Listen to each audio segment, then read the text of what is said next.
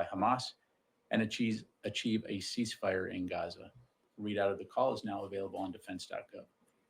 Also yesterday, U.S. Central Command forces conducted a precision airstrike against a key command and control facility operated by Iran-backed Houthis within Houthi-controlled territory in Sana'a, Yemen. Per U.S. Central Command's press release, the targeted facility was a hub for coordinating Houthi operations, such as attacks against U.S. Navy warships and merchant vessels in the southern Red Sea and Gulf of Aden. The strike reflects CENTCOM's ongoing commitment to protect U.S. and coalition personnel, regional partners, and international shipping. I would refer you to U.S. Central Command for further questions.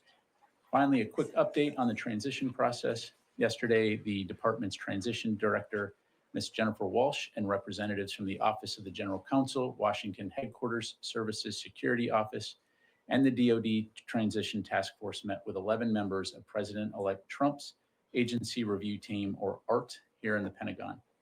In accordance with standard practice, the ART members signed non-disclosure agreements and discussed security procedures, including information security and next steps for transition efforts. DoD officials also showed the ART members dedicated office spaces here in the Pentagon that have been reserved for their use. For specific questions about the ART team, I would refer you to the President-elect's transition team. We'll continue to provide updates on the transition efforts within the department as they become available and remain focused on ensuring a smooth, orderly, and professional transition. And with that, take your questions. Go to AP. Tara. Thanks, General Ryder. So back to the drones. Can you unequivocally say that none of the drones that are being spotted are DoD assets or something that's being tested within the Defense Department? Are all of these either civilian or otherwise, but just not Department of Defense drones? You're talking about the drones in New Jersey up and down the, yes, they are not DoD assets. None of them are? To my knowledge, none of them are. Okay, and are there any sort of experimental programs going on where maybe drones are being tested that? To my knowledge, no. Okay. What about the ones that are flying over military bases at this point? Have there been any possibilities of collecting what sort of information these drones are doing or anything like that? Yeah, again, just to kind of put this into context, and I know that our colleagues at the White House, FAA, DHS, FBI have all made this point. So over 1 million drones registered in the United States, and on any given day, approximately 8,500 drones are, in flight. And so the vast majority of these drones are going to probably be recreational or hobbyist. They're going to be commercial drones, used in things like architecture, engineering, farming, or they could be used for law enforcement. Is it possible that some of those drones could be up to malign activity? It's entirely possible, but the vast majority, that is not, the case. And in the case of drones flying near or over U.S. military installations, that in and of itself, just given the volume of drone flights we see on a given day, is not something that's new. We take all of those seriously. We will typically, when we detect them, attempt to classify them and take appropriate measures. Is it possible that some of those are surveilling? Absolutely. But can you make that assumption in every case? Not necessarily. So in each case, commanders have the authority, installation commanders and authorities have the authority to respond appropriately, and we'll continue to do that. Okay, just one other topic, Ukraine. Did the U.S. have any role at all, either providing intelligence or otherwise, in what looks like a targeted killing of the Russian general? Yeah, I can tell you we were not aware of this operation in advance. We do not support or enable those kinds of activities. Seen the reports, don't really have any information to provide other than what I've seen in the press, and so I'd have to refer you to the Ukrainians on that. So. Pat, last year, U.S. Transcom and U.S. Air Mobility Command signed an agreement with a group called the National Aerospace Research and Technology Park. This is in Atlantic County, New Jersey. And the agreement was to create a test and evaluation corridor for UASs, unmanned aerial systems, and advanced air mobility.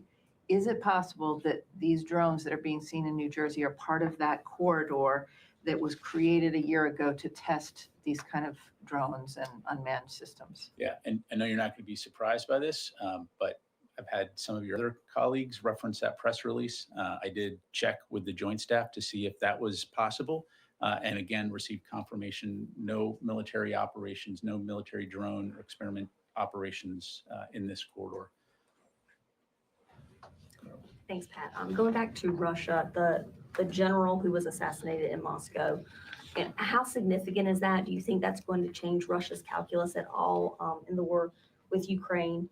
And what comments do you have on the accusations that he was responsible for the use of chemical weapons in Ukraine? I'd refer you to Russia to talk about the potential impact. Again, I won't speak for Ukraine. Clearly, this is a senior commander within the Russian military overseeing significant capabilities. But again, like I highlighted, we're aware of those reports, looking into them, but that's about all I'm going to have. So, Warren. On drones for a second, what was the thinking behind sending additional detect and track systems to Picatinny Arsenal and Naval Weapons Station Earl? And are there other facilities that might get more of these systems in the future? Yeah, so a couple things. So first of all, again, a lot of focus on this right now for all the obvious reasons, some of which includes those sitting in this room here. And so we're going to take this seriously. And so ensuring that installations, in this case, Picatinny and Earl, have the capabilities they need to detect, to identify and track as appropriate in the event there's drone activity near those facilities.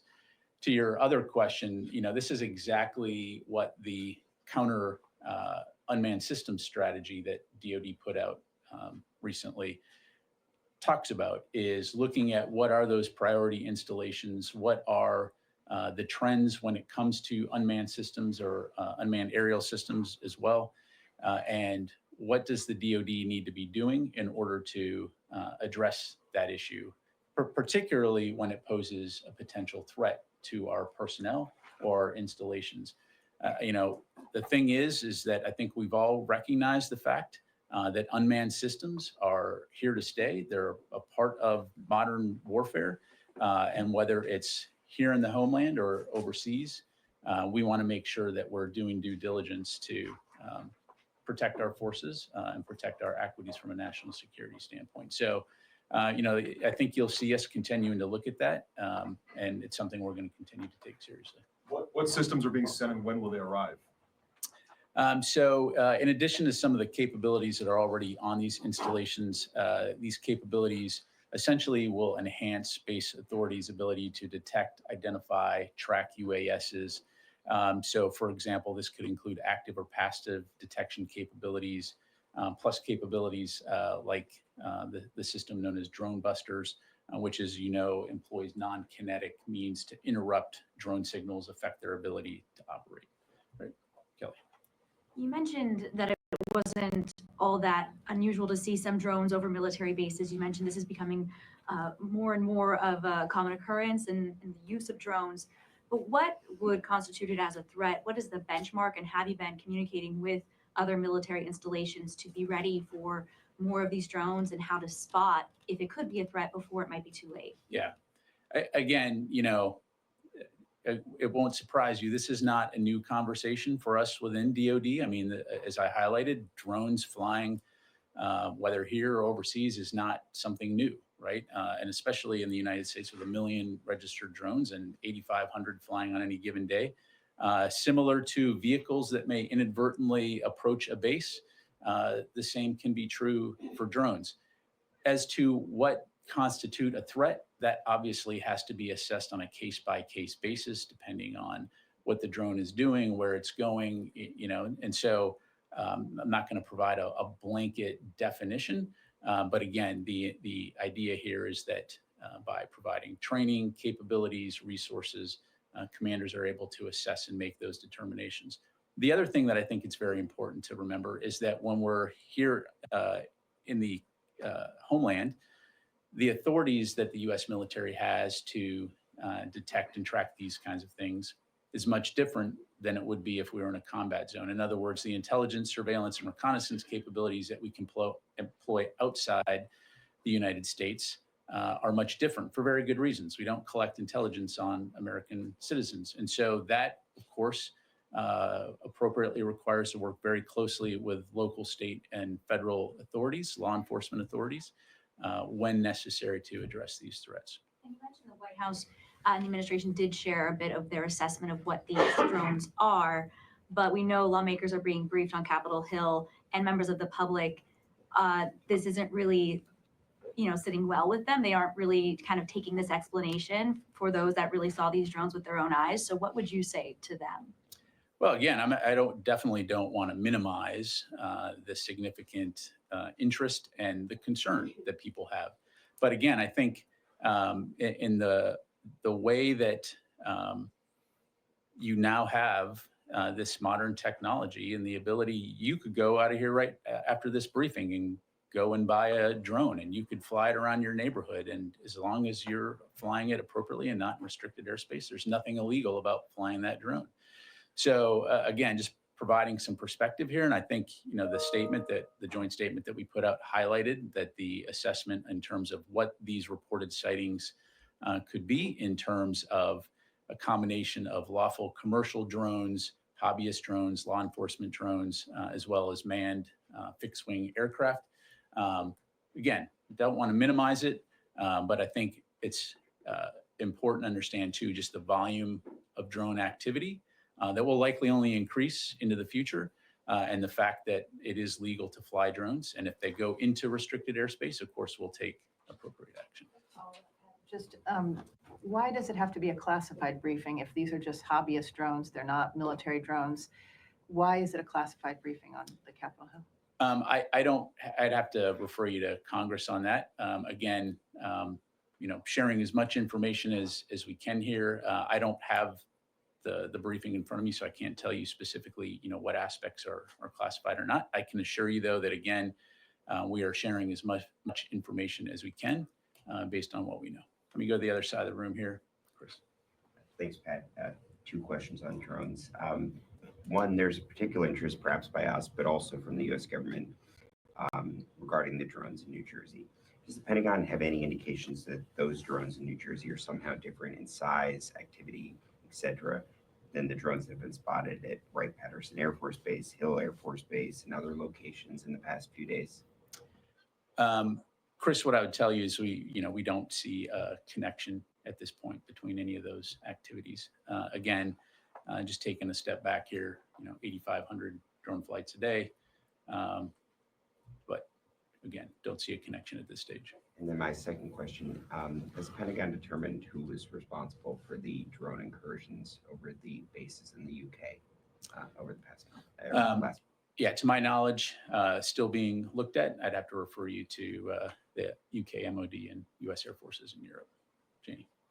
Thank you, General. Two questions on South Korea and China. First question, on China's espionage using drone, China conducted indiscriminate espionage activities using drones on U.S. aircraft carriers and military facilities anchored in South Korea.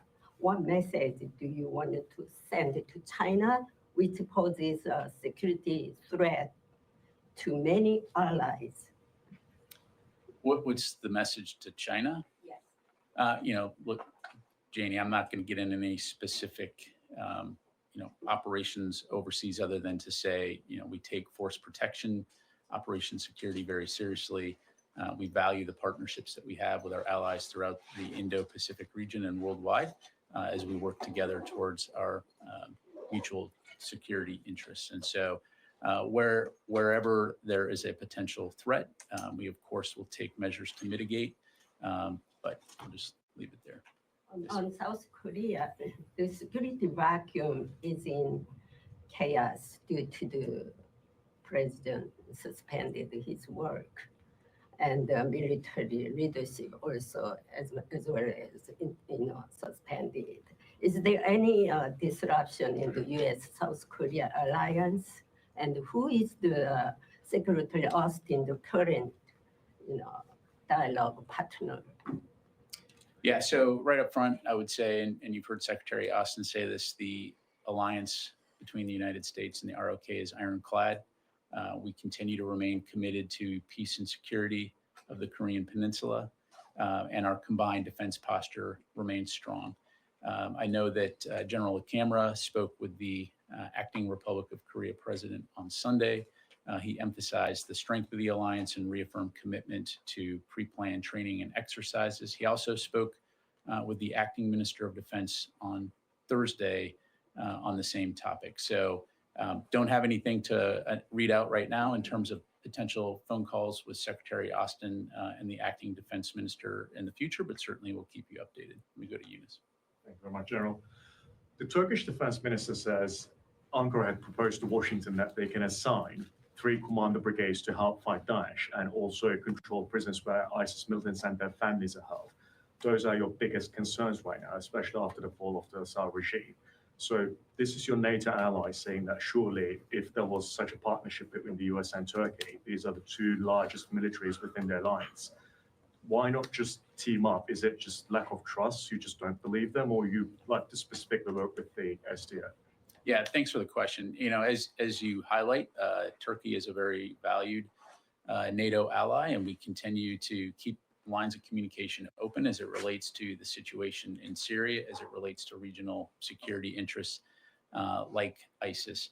I don't have anything to announce in terms of any changes in U.S. force posture or how we're approaching the defeat ISIS mission, but I'm confident that we'll continue to keep having those conversations with Turkey and other regional partners on this issue. Just one follow-up, please. The Turkish foreign minister just on the same day said that the YPG, as called them, the SDF, will either dissolve itself or be destroyed in Syria. Is the United States going to militarily step in? I'd asked this question before because Turkey stresses it very clearly that they're going to be destroyed. Or you can work with us and we can sort out the Daesh problem in Syria. Like, how do you approach this statement and like this behavior? Yeah, I don't have a comment to provide on the foreign minister's comment. What I would say is what I've relayed before, which is that the SDF remains an important partner. I think it's important to remember what Daesh or ISIS is capable of, as we've seen in the past. And we all have a vested interest in ensuring that they cannot resurge. And so I know, again, we're speaking with our Turkish counterparts and others in the region as it relates to the challenges associated with ISIS, as well as the SDF and the continued important role they play in preventing a resurgence of ISIS. And so we'll continue to have those conversations, and I'll just leave it there. Let me get to a couple other folks here real quick. Let me go to Jeff Shogel, Task and Purpose. Thank you. Have any of the drone sightings been accompanied with sightings of a large rectangular black object, sometimes called a monolith, often accompanied by also Sprach Zarathustra by Richard Strauss? Yeah, thanks, Jeff. I would probably have to think back to the words of a very wise prophet, Obi-Wan Kenobi, who said, "These aren't the drones you're looking for." But beyond that, I'll just have to move along. Okay, let me go to Howard Altman, Warzone. Thanks. Well, that was hard to top. I got 2 questions, one on the drones and one on Syria. I know you told Chris that these are not seeing any connections, but in terms of visual or sensor data that is of the drones that have been seen over the U.S. bases, both CONUS and no CONUS, what similarities are you seeing in visual and sensor data? My question on Syria is, Muslim Abdi, the head of SDF, is proposing a proposal to establish a demilitarized zone in Kobani with the redistribution of security forces under American supervision and presence. Is the U.S. familiar with this? And does the U.S. have any ability to have additional forces or additional presence in that region? Thanks. Yeah, thanks, Howard. On your first question, I'm not going to have any information to provide in terms of sensor data, other than, again, as I highlighted earlier, we are employing a variety of both passive and active sensors in order to detect as it pertains to DoD installations. And of course, we're not the only ones in this business when it comes to U.S. civil airspace. I'd certainly refer you to DHS and FAA on that front. As far as Kobani goes and, the ceasefire discussions between groups that are there and the SDF and others, that's something that we're obviously monitoring closely. As I highlighted to your colleague, I think we all have a vested interest in ensuring that groups in the region capitalize on the situation here to enable the people of Syria to be able to have a better life than they did under the Assad regime. But as it relates to U.S. force presence in Syria, it is focused on the defeat ISIS mission. And so that continues to be our focus. And I'll just leave it there. Let me come back into the room. No. Sometimes didn't specify where the strikes took place yesterday within Syria, American equipment was used. Do you have anything more on that? What I could tell you, Noah, is you're talking about the counter ISIS, defeat ISIS strikes. Yes, those were in the Badia Desert. What I'm tracking is it was 4 separate locations, and CENTCOM assesses that 12 ISIS members were killed.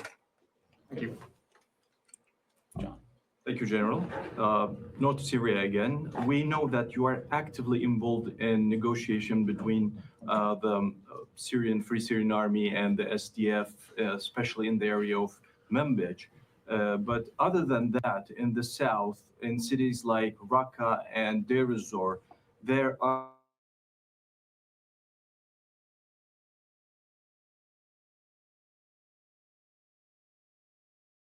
SDF was collaborating with the Assad regime, and they see them as complicit. And after the fall of the regime, they want them out of their neighborhood. What do you say about these kind of requests from the local Syrians in those areas? And do you think that will create a possible threat for U.S. forces? Well, as I'm sure you can appreciate, I'm not going to delve into domestic Syrian politics other than to say, again, we recognize the situation right now in Syria is fragile, particularly as it relates to the post-Assad regime. U.S. forces have been working closely with the SDF for years now on the defeat ISIS mission, and that continues to be our focus. Won't speak for the SDF or what the local population may or may not be saying, other than, again, I think we all have a vested interest in ensuring that ISIS is not allowed to regroup and resurge and return to the kinds of activities that we saw previously. Got time for just a couple more. I have another question. The leadership of the Assad regime, most of them who are criminals involved in slaughtering their own people, and very possibly in the future there will be courts against these names. We know Bashar al-Assad flew right away to Moscow, but rest of his team, do you have any idea how did they get out of the country, or do you follow any intelligence about personalities like Maher Assad, his brother? Yeah, I don't have anything to provide from the podium here. Let me go to Mike. Thank you, General Pat. One question on Syria. Since last week, the Turkish-backed Syrian National Army and militants are amassing around the controlled areas of SDF. Are you engaging with Turkey on this? And do you think a Turkish incursion into northeast of Syria is imminent? Again, I won't speak for Turkey in terms of what they may or may not do. And then I'm sorry, the first part of your question, negotiating with who? Yeah, the Turkish-backed forces in around Kobani, amassing around Kobani to invade Kobani. Are you engaging with Turkey on this? Again, I think I kind of already addressed this. Broadly speaking, the U.S. is communicating with Turkey about the situation in Syria writ large and keeping lines of communication as it relates to the post-Assad regime, trying to ensure that the people of Syria are able to experience security and stability. But from a U.S. military standpoint, our focus in Syria continues to be on the and during defeat of ISIS. Okay, let me get to Jim, and then I'll come to you, and then we'll close it up, Jim. Joe, just to Syria again, given all the unrest, are the and the counter ISIS mission there, are the U.S. forces able to pursue that mission? And is the force protection measures, given the unrest, adequate for what's happening now? Yes, I mean, that is evidenced by the counter-ISIS strike we took a couple days ago. So yes, they are able to conduct their mission. And of course, as it has always been, force protection remains a top priority for our forces in Syria. There are no plans to add more forces there. I don't have anything to announce right now in terms of change of force posture. Thank you. You've made it very clear that we are in Syria, the U.S. is in Syria to counter ISIS. You've said that several times. But our partner in that fight is the SDF, and the commander is now saying that he wants to propose a demilitarized zone because of these tensions with Turkey, and is asking for American supervision and presence. So is the Pentagon willing to consider that proposal to have U.S. boots on the ground in place to help that demilitarized zone? Carla, as I'm sure you can appreciate, I'm not going to make policy from the podium here.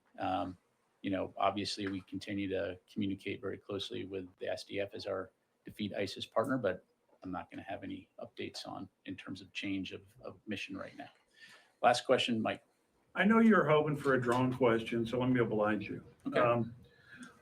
You say that there are these sightings of, why do most of the sightings seem to be around New Jersey? I mean, it's the Garden State and all, but what is so special about New Jersey that it's getting most of the attention from this?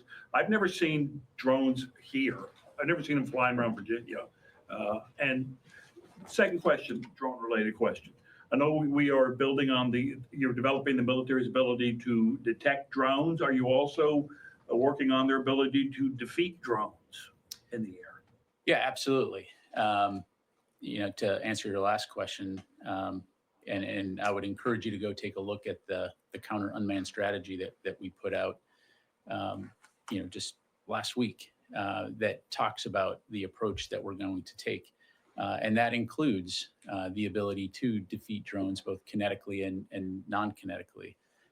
And so, again, looking at places like Ukraine, we've seen the impact that drones can have on the battlefield. And so it's something that the department's taking very seriously. As for your question in terms of the preponderance of sightings, reported sightings in the New Jersey Northeast corridor, I can't answer that question, Mike. Again, personal experience, I have seen drones in DC. I've seen drones, personal drones flying around. And as I've mentioned from this podium before, one of my close relatives is a private drone operator. And I'm sure some of that person's neighbors have often wondered, what that drone is doing. So, without taking a holistic snapshot of every single privately operated drone across the United States, some of which can be that big, some of which can be that big, it's hard to know specifically, why at this point in time. And again, as was highlighted in the joint statement, the current assessment explains what we think most of those are, to include piloted manned aircraft. The last thing I would say on it, again, completely understand the concerns, completely, will reinforce we're taking this seriously. It's sometimes when you focus on something, suddenly you notice more. And so, there's always the potential that because of the heightened awareness, now we're just more aware of this particular issue. But again, we'll continue to take this very seriously. We'll continue to take appropriate action if and when it's deemed that any of these drones near U.S. military installations pose a threat.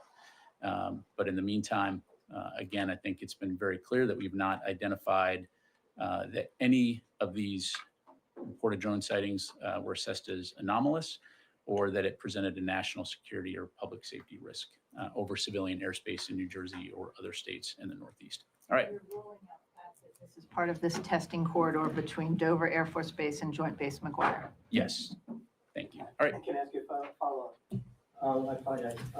It's based off his question. Now, you just came in the briefing room, so Negative, I came in. Been here the whole you flew in on your drone? But thank you. That's okay. Normally my pattern, but. You talked about the military bases. Has there been a surge in counter detection equipment that has been sent to military bases? I'm aware that DHS has sent other equipment to the New Jersey area. Is any of that include DoD equipment, or is that strictly all DHS? As I highlighted earlier, Picatinny, we did send some additional active and passive detection capabilities, as well as some counter drone capabilities. Those are the only ones, and Earl, those are the only ones I'm tracking right now.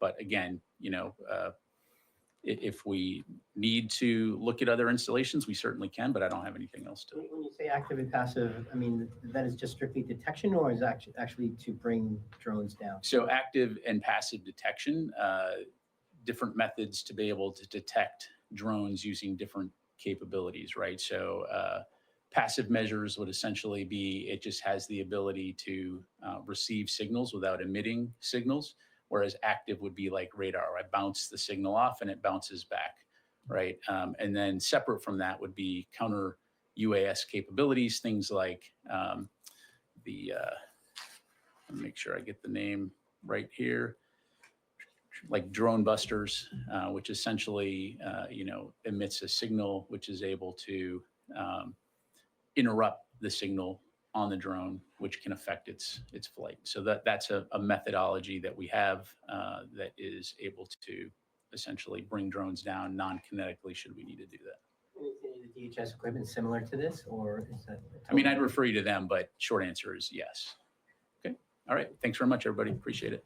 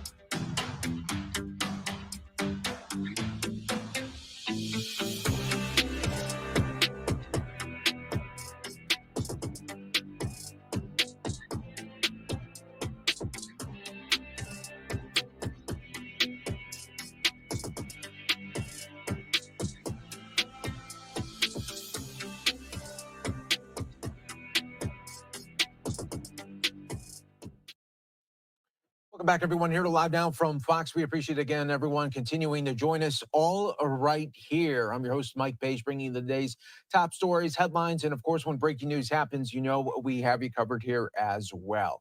Well, we do want to go out for a little bit to the Pentagon briefing. They were taking a lot of questions today on the latest for the drone mystery in the skies out in the Northeast and so much more. Let's listen in on Live Now.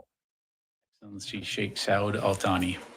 During their call, the Secretary reaffirmed the U.S.-Qatar defense partnership, reviewed opportunities to enhance defense cooperation, and discussed regional security developments. The Secretary emphasized the department's commitment to regional de-escalation through deterrence and diplomacy, including through U.S. efforts to support implementation of the ceasefire between Israel and Lebanon, uphold the enduring defeat of ISIS, and degrade Houthi military capabilities, jeopardizing the free flow of commerce in the Red Sea.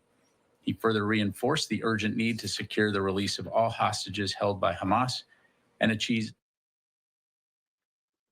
All right, we will get back to the Pentagon briefing in just a moment, but we do want to go out to the top breaker of the hour right now. Out in New York City, District Attorney Alvin Bragg, they're talking about the new indictment on Luigi Mangione, indicted on first-degree murder charge in the CEO's killing.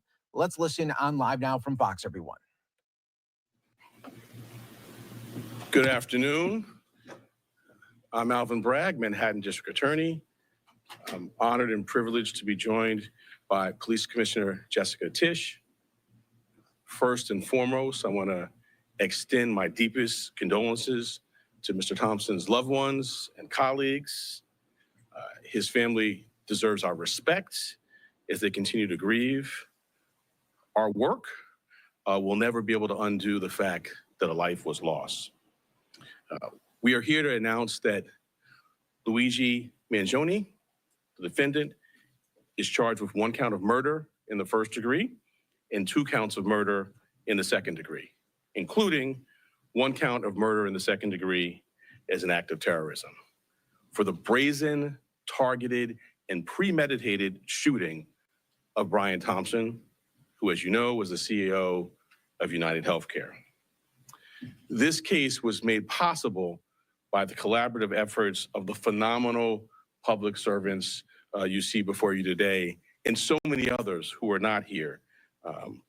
I'm honored to lead the Manhattan District Attorney's Office and privileged to serve alongside Assistant District Attorneys Joel Seidman, Kristen Bailey, and Zachary Kaplan, who were working from the outset, hand in hand, with the greatest police department in the world. Chief of our trial division, Lisa Del Pizzo, and the Deputy Chief, Chris Prefos, provided sage oversight and direction. And I want to acknowledge our high technology analysis unit. There was a lot to be processed here. Steve Moran, in particular, who heads that, and Marco Popic. We are privileged here at the DA's office to work every day with the phenomenal public servants at the NYPD. It has been a distinct pleasure to work besides Commissioner Tisch, an exemplary partner, and Chief of Detectives Joseph Kinney. Almost every day we're in touch, and his leadership is second to none. And then Deputy Commissioner Rebecca Weiner, who, as I tell her, there are a lot of challenging things happening in the world, and I sleep better at night knowing that she is the Deputy Commissioner in charge of terrorism. The detectives on this, out doing the courageous frontline work, Detective Oscar Diaz, Detective Curcio, exemplary, the finest. It wasn't just those of us here in New York. I want to acknowledge the great work of our partners in Altoona, the Altoona Police Department, the Blair County District Attorney's Office, the governors of New York and Pennsylvania, the FBI, and of course, the brave members of the public who answered the call when our great commissioner put out the call for their assistance.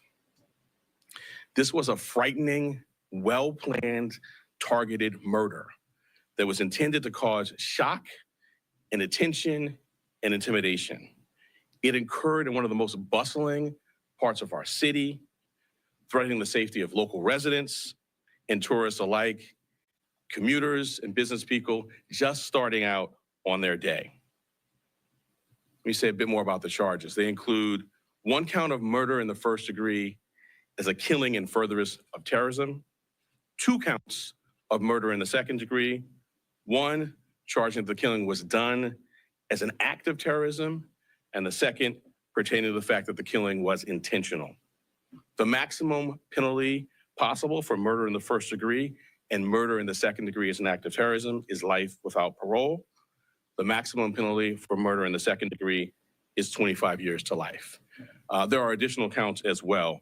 A number of criminal possession of weapon charges, 2 counts in the second degree, 4 counts in the third degree, 1 count in the fourth degree, and a count of criminal possession of a forged instrument